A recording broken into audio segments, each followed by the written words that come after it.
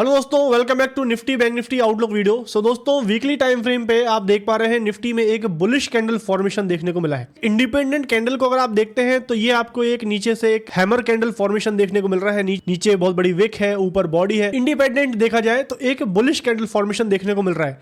But अगर आप इसको ट्रेंड के साथ जज करेंगे तो यहाँ पे आपको एक हैंगिंग मैन पैटर्न देखने को मिलेगा। किसी भी बुलिश ट्रेंड के बाद जब भी कोई इस टाइप की कैंडल बनती है तो ये बुलिशनेस नहीं, मार्केट में एक बियरिश सिग्नल देने का काम करती है दोस्तों। तो इंडिपेंडेंट कैंडल तो आपको बुलिश देखने को मिल रही है, बट अगर इसका स्ट्रक्चर देखा जाए, structurally this is a very weak candle, क्योंकि इतनी अच्छी बाइंग के बाद एक्सपेक्टेशन रहती है कि मार्केट में और अच्छी कैंडल्स बने, बट मार्केट नीचे डिप लगा के ऊपर आए। ये एक वीकनेस शो करता है कि मार्केट में नीचे के साइड में जाने का स्कोप अभी है।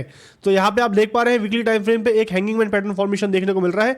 ऑल टाइम हाई को ब्रेक करने की कोशिश मार्केट बार बार कर रहा है। पिछले हफ्ते में भी की थी, इस हफ्ते में भी की, बट ऑल टाइम हाई से बार बार मार्केट को जो है एक सेलिंग प्रेशर देखने को मिल रहा है दोस्तों। एक बहुत ही decisive move all time high breakout का अभी तक हमको नहीं मिला है, तो मार्केट में लगातार ऊपर से एक सेलिंग प्रेशर बना हुआ है। सो आइए दोस्तों डिस्कस करते हैं नेक्स्ट वीक कैसा रहने वाला है, क्या हमारी ट्रेडिंग अप्रोच रहेगी, इंपॉर्टेंट लेवल्स क्या रहने वाले हैं। तो 9 दिसंबर की एक्सपायरी को एनालाइज कर रहे हैं। ट्यूसडे एक्सपायरी 26,186 पे मार्केट क्लोज हुआ, लगभग 17 पॉइंट्स डाउन, 0.06% का डाउनफॉल। फ्लैट क्लोजिंग इस वीक में आपको देखने को मिली है।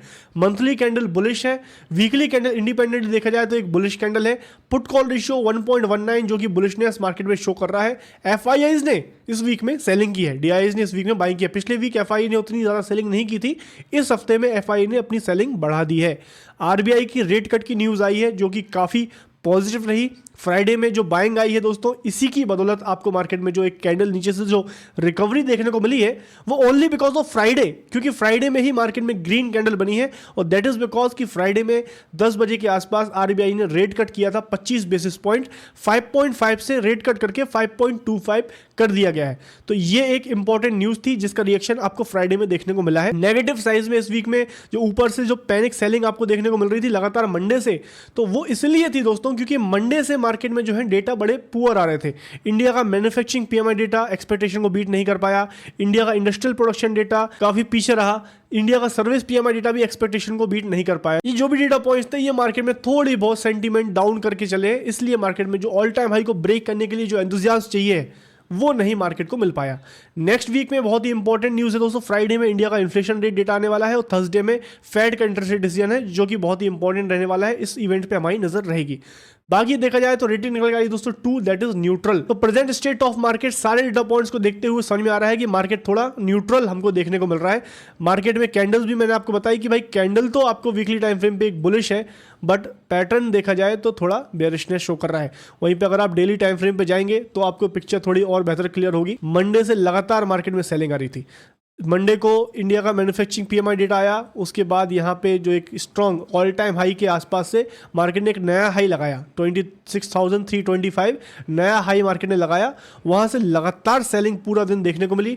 ट्यूसडे, वेडनेसडे, थर्सडे तक मार्केट सेलिंग में रहा। फ्राइडे में सिर्फ मार्केट में हल्की सी बाइंग आई है, that is because of RBI rate cut news. Ultimately दोस्तों मार्केट अपना हायर लोस का जो पैटर्न बन रहा है लगातार उसको मेंटेन करने में सफल रहा। यहाँ पे आप देख पा रहे हैं एक हायर लो लगाया, उसके बाद एक और नया हायर लो, फिर इसके बाद एक और नया हायर लो। तो भाई ये पुराना लो टच नहीं कर पाया, उसके ऊपर ही मार्केट ने रिवर्सल दे दिया। तो ये तो मार्केट में थोड़ी एक पॉजिटिव बात है। बाकी मार्केट को ये जो higher high higher low formation चल रहा है इसको कंटिन्यू करने के लिए अगले हफ्ते में जो अभी नया लेटेस्ट ऑल टाइम हाई है इसको ब्रेक करना ही पड़ेगा। नहीं तो क्या हो जाएगा दोस्तों, यहाँ पे आपको एक हेड एंड शोल्डर पैटर्न देखने को मिल जाएगा। अगर मार्केट यहाँ से रिवर्स हो जाता है, हाई ब्रेक नहीं कर पाएगा, तो ये हेड एंड शोल्डर पैटर्न बनेगा। ये नेकलाइन आएगी, इस नेकलाइन के ब्रेकडाउन के बाद मार्केट में एक सेलिंग आ सकती है।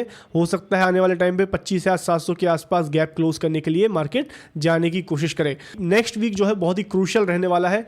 अल्टीमेटली मार्केट में नया डायरेक्शन क्या रहेगा, सभी लोगों की उम्मीद है कि मार्केट हाई को तोड़ के नया हाई बनाने की कोशिश करे अगले हफ्ते में। बट अगर कोई ट्रिगर नहीं रहा, कोई कैटलिस्ट नहीं रहा, तो मार्केट में ये एक हेड एंड शोल्डर पैटर्न बन के अगर रह गया तो यहाँ पे नेकलाइन ब्रेकडाउन के बाद मार्केट में एक सेलिंग आएगी, जो कि यहाँ पे नीचे सपोर्ट 25,700 के आसपास एक नया सपोर्ट निकलेगा। एंड देन यहाँ पे जो पुराने हमारे जो सपोर्ट्स हैं 25,500 ये इंपॉर्टेंट सपोर्ट निकल के आएंगे।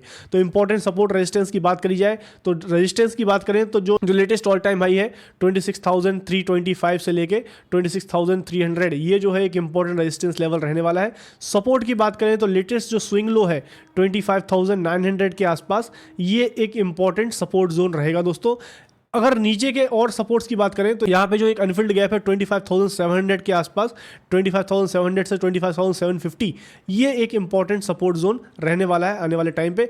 ऊपर के साइड में अगर मार्केट हायर हाई बनाता है, ऑल टाइम हाई को ब्रेक करता है, तो नेक्स्ट रेजिस्टेंस मार्केट में 26,500 एक राउंड नंबर लेवल रह सकता है। सो नेक्स्ट वीक दोस्तों वेट एंड वॉच करना है मार्केट में किस तरीके का ये जो पैटर्न चल रहा है हायर हाई लो, ये कंटिन्यू रहता है। मार्केट डेली टाइम फ्रेम पे EMAs का भी बढ़िया सपोर्ट बना रहा है। अगर सपोर्ट के साथ मार्केट हाई को ब्रेक कर देता है तो फिर मार्केट में नए हाईज देखने को मिलेंगे। सपोर्ट्स के आसपास पुट राइटिंग की अपॉर्चुनिटीज आपको देखने को मिलेंगी। वहीं दोस्तों बैंक निफ्टी की अगर बात करी जाए तो बैंक निफ्टी में भी हमने डिस्कस किया था लास्ट वीक में, ये एक इंपॉर्टेंट सपोर्ट था 25,800 से लेके 59,000।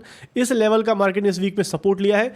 ऑल टाइम हाई जो है बैंक निफ्टी का 60,000, वहां से मार्केट में मंडे में भी बैंक निफ्टी में एक स्ट्रॉन्ग सेलिंग प्रेशर रहा और इंटरेस्ट रेट RBI का जो रेट कट की न्यूज है फ्राइडे में, उसके कारण मार्केट में एक अच्छी खासी बाइंग आपको देखने को मिली है। बैंक निफ्टी के लिए भी जो ऑल टाइम हाई है अभी 60,115 से लेके 60,000 का जो लेवल है, ये एक इंपॉर्टेंट रेजिस्टेंस रहने वाला है।